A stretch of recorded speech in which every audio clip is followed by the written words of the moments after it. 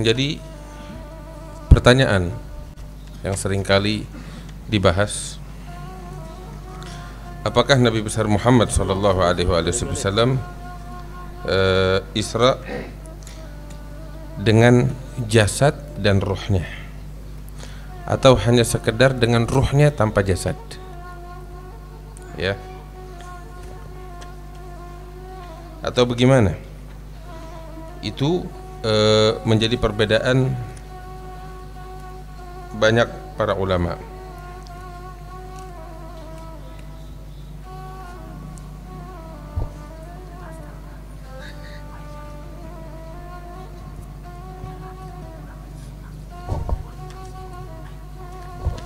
Menjadi perbedaan pendapat para ulama.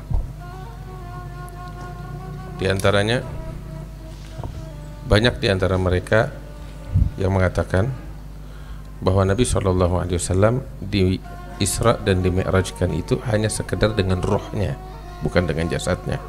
Artinya ibarat mimpi, gitu. Itu pendapat.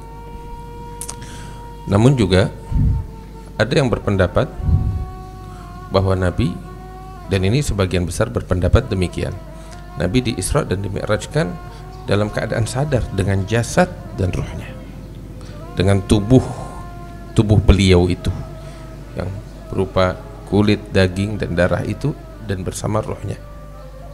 Artinya di dalam kehidupan nyata beliau bukan mimpi, bukan ruh, tetapi jasad dan ruh sebagaimana kehidupan pada umumnya. Beliau diisrakan dan dimi'rajkan, dan itu merupakan mukjizat dari Allah untuk Nabi Muhammad sallallahu alaihi wasallam. Itu pendapat. Ya. Dan kedua pendapat ini punya dasar yang kuat. Punya dasar yang kuat dari hadis-hadis yang sangat banyak yang diriwayatkan tentang kisah perjalanan Isra dan Mi'rajnya Rasulullah sallallahu alaihi wasallam. Ya.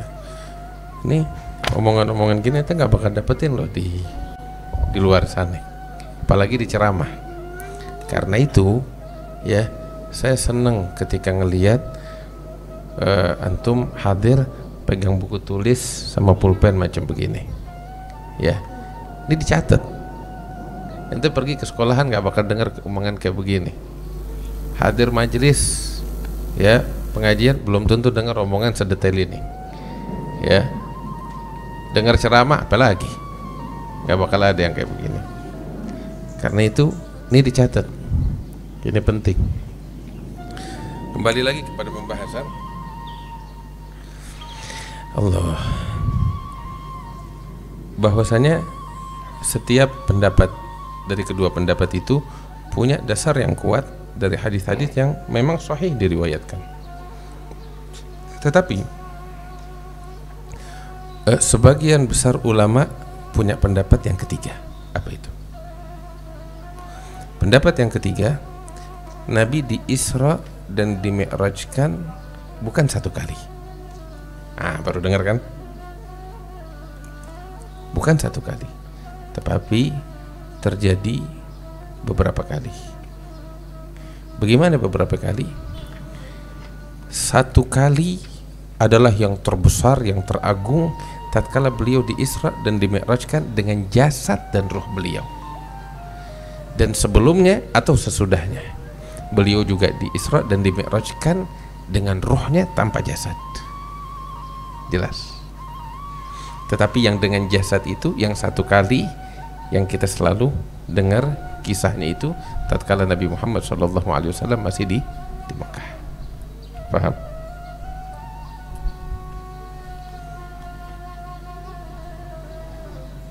Jelas? Ini pendapat sebagian besar para ulama. Kenapa demikian? Sebab memang diriwayatkan riwayat yang sangat banyak, dan banyak dari riwayat-riwayat tersebut adalah riwayat yang sahih yang menyatakan, ya, seperti yang jadi pegangan mereka yang berpendapat bahwa Nabi diisrakan hanya dengan ruh, artinya dalam, seperti bahasa kita, dalam mimpi. Ya, salah satunya adalah ucapan Sayyidatuna Aisyah radhiyallahu taala anha wa ardhaha. Beliau bilang di malam itu Rasulullah nggak pernah berpisah jasadnya dariku, ada bersama aku, kata Sayyidatuna Aisyah. Lihat ya, ini istrinya sendiri yang bilang, menafikan Isra Mi'raj dengan jasad. Baik. Sebagaimana di sana ada riwayat yang lain, ya, di antaranya itu adalah kisah yang masyhur bahwasanya Nabi ketika pulang itu beliau cerita kepada Abu Jahal, kemudian diperintahkan untuk bercerita perjalanannya itu kepada kaum musyrikin yang ada di Mekah, kemudian mereka mengingkarinya. Gini, kalau memang perjalanan itu hanyalah sekedar mimpi, maka nggak ada alasan untuk orang-orang kafir mengingkarinya. Orang mau mimpi kayak apapun, siapa yang bisa menghalangi? Tetapi karena perjalanan itu adalah perjalanan yang dilakukan dengan fisik dan jasad Rasulullah beserta ruhnya, karena itu orang-orang kafir mengingkarinya. Itu adalah salah satu dalil terkuatnya. Kalau mimpi, siapa yang mau ingkarin? Anda mau mimpi terbang ke langit, Anda bisa. Oh, nggak percaya? Silahkan nggak percaya, orang mimpi-mimpi gue, perusahaan lu, kan gitu. Tetapi karena perjalanan ini dilakukan dengan ruh dan fisik, maka para orang-orang kafir itu mengingkarinya, dan pengingkaran mereka itu ya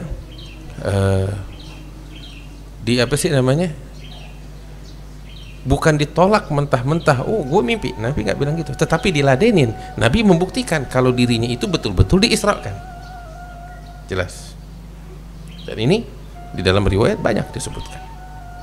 Nah, lantas Aisyah bilang bagaimana? Nah, disinilah para ulama berpendapat, ya, berpendapat bahwasanya Isra itu terjadi beberapa kali, yang dengan jasad dan ruhnya satu kali, tatkala beliau ada di Mekah. Tetapi yang dengan ruhnya itu, ya, itu terjadi beberapa kali, baik itu di Mekah maupun setelah beliau di Madinah. Dan Nabi SAW, kan Aisyah bilang, katanya saat itu, malam itu Nabi nggak berpisah denganku, ada di sampingku. Nah, saya mau tanya, Nabi SAW Isra itu kan sebelum di Mekah kan, ya, minal Masjidil Haram. Nabi sekamar sama Sayyidatuna Aisyah mulai kapan? Nabi sekamar sama Sayyidatuna Aisyah mulai kapan? Mulai sejak di Madinah, bukan di Mekah. Berarti peristiwa yang diceritakan oleh Aisyah itu bukan peristiwa yang ada di Mekah, tapi peristiwa yang ada di Madinah. Nah, dari sini terbukti bahwasanya perjalanan Isra itu terjadi beberapa kali, ya. Namanya perjalanan Isra, namanya sama, cuman kejadiannya beda. Ini pendapat banyak ulama juga seperti itu. Artinya seperti saya katakan, ada tiga pendapat berarti. Pendapat pertama yang bilang Nabi hanya diisrakan dengan ruhnya seperti dalam mimpi, itu pendapat. Ada yang mengatakan Nabi diisrakan dengan jasad dan ruhnya, itu pendapat. Ada yang mengatakan Nabi diisrakan dengan beberapa kali, yang satu kali itu dengan ruh dan jasad, dan beberapa kali itu sebagaimana beberapa riwayat diisra dan dimi'rajkan, ya, dengan ruhnya, jelas. Dan ulama juga menyatakan bahwasanya ru'ya al-anbiya tamhidan, mimpinya para nabi itu wahyu dari Allah sebagai tamhid. Tamhid itu persiapan untuk sebuah kenyataan yang besar. Seperti sebelum Nabi menerima wahyu itu, diceritakan di dalam Sahih Bukhari, Nabi, wahyu itu dimulai bukan secara langsung dapat wahyu dari Allah melalui perantara Jibril dalam kehidupan nyatanya, tetapi diawali dengan mimpi-mimpi yang dilihat oleh Rasulullah, dan setiap kali Nabi bermimpi langsung terjadi kenyataan, menjadi kenyataan. Dan mimpi-mimpi itu adalah tamhid, sebagai persiapan untuk suatu kenyataan besar yang akan beliau hadapi. Itu dalam hal wahyu. Demikian halnya juga dalam hal Isra dan Mi'raj tersebut. Nah, ini beberapa hal yang perlu kita ketahui.